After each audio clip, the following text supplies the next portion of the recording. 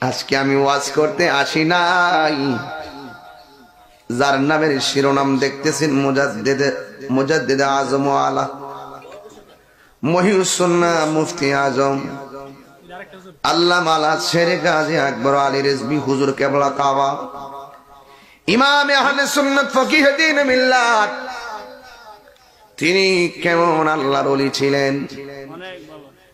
বেয়াদবরা তো হুজুর রে বহুত আঘাত করছে, শরীর রক্ত জড়াইছে, একটা বিন্দু ইমান বিসর্জন দেয় নাই। হাই রে, আমার আম্মা রিজভী হুজুরের মুরিদ। আল্লাহু আকবার।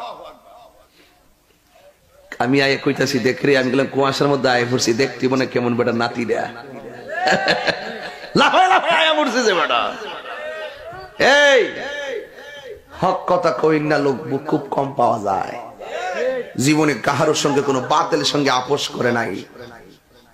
আল্লামা রিজভী কেবলা কাবা আপোষ করে নাই।